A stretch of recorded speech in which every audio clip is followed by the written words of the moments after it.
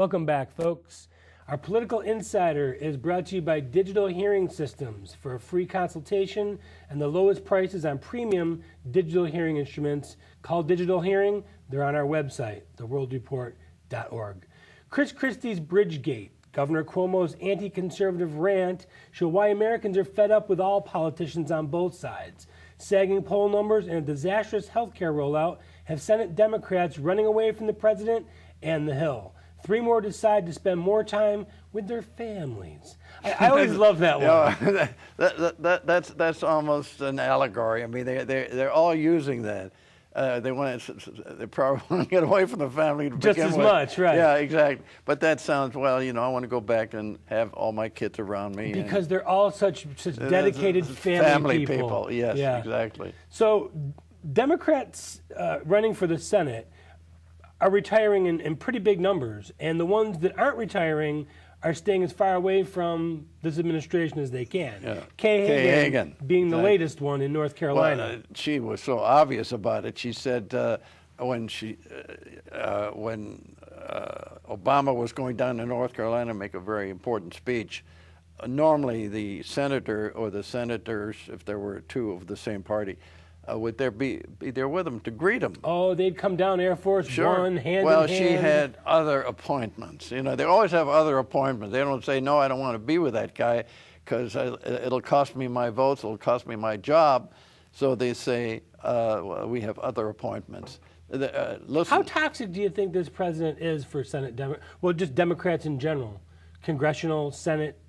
How many what? How toxic do you think President Very Obama toxic. is to these? More so every day.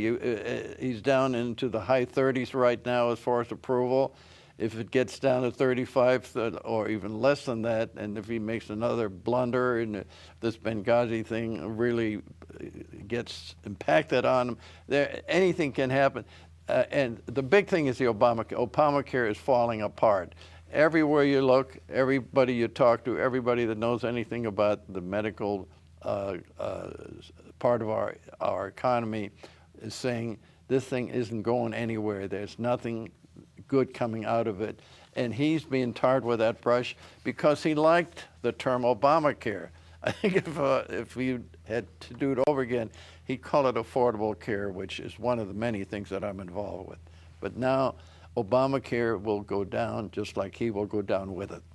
What do you mean it'll go down? Because I don't see it going down. I see it being with us for the rest of our life, just like Medicaid, Medicare, I think you are Social Security. too pessimistic. No. This is, first of all, I'd call it realistic. No, well, realistic from your point of view. That's correct. Yes. No, here's the way I see it.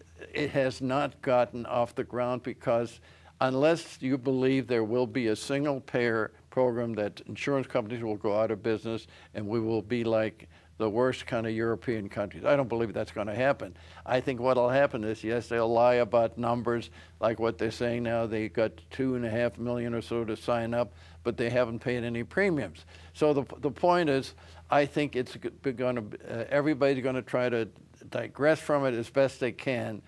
And it'll probably, it's not going to go away until this term of the presidency ends. That I believe in.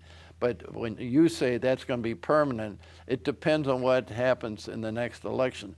I would even dare to say that if Hillary gets elected, God forbid, that even she is going to walk away from it because anybody with a modicum of intelligence realizes that this is a disaster for this country. I'm going to make a prediction right now. I don't even think she's going to be the nominee. Well, that's another story. That is another story. Yeah. Now, let's get back to the Senate and the House. Most political analysts feel that the Republicans keep the House. Most political analysts believe that the Republicans pick up Senate seats. Like we just talked about, you've got Max Baucus retiring, Jay Rockefeller, Kay Hagan's in trouble, Landrow's in trouble, Levin from Michigan is retiring. They need to pick up 7 to control the Senate. I don't know that they can pick up 7, but I think they'll pick up a couple. 5 or 6. Even if they did pick up the Senate, What does that mean when you've got the Lindsey Grahams, John McCain, Susan Collinses, Jeff Flakes of the Republican Party that don't seem to really be on the conservative or the Republican side of things? All you would have is a standoff. A standoff. That nothing would. And you still have a president that can veto anything that comes across. That's right. It would take 2/3 of both Senate and House to override it, and that is not available.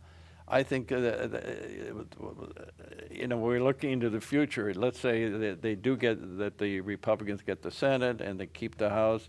They'll be more stubborn, but they can't get anything moving. They can't make any major changes in procedures. They can't make any changes in the major elements that make the country different. If Romney had been elected president, there would have been a lot of things changed in a very short period of time, because you or I or anybody could go in and say, my God, look at all the waste of money with all these agencies that don't have any meaning. But I'm afraid we're headed for a long term of just a standoff and that'll happen even if the Republicans don't take the Senate. You've got Christie's bridgegate, which the media just will not let go of.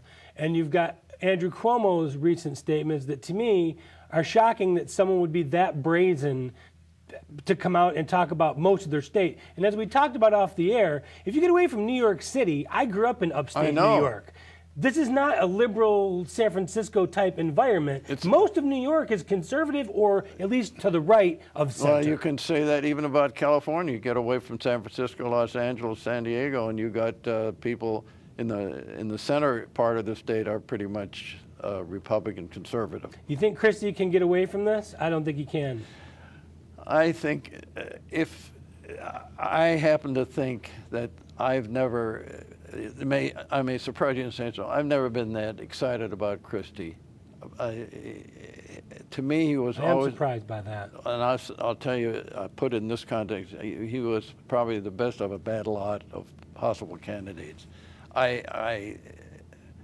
What impressed me was that he won by such huge majorities, both the first time he ran and the second time. But the point is, I see a lot of stupidity in the way he's handling things. Let's say let's give him the benefit of the doubt that he didn't have anything to do with the Washington Bridge or the Hoboken thing or whatever. The point is, he seems to be cumbersome. He's not smooth on I question whether he'll even be the nominee of the Republican Party. I don't think he will either. Now I'm coming into your camp. I don't know who it'll be, but I probably don't think it'll be him. We need to take a quick break. We'll return with our moment in history. Today we discuss the effects of third-party candidates on presidential elections. There's only been a handful, but they have been effective. Make sure to visit our website, theworldreport.org. We'll be right back.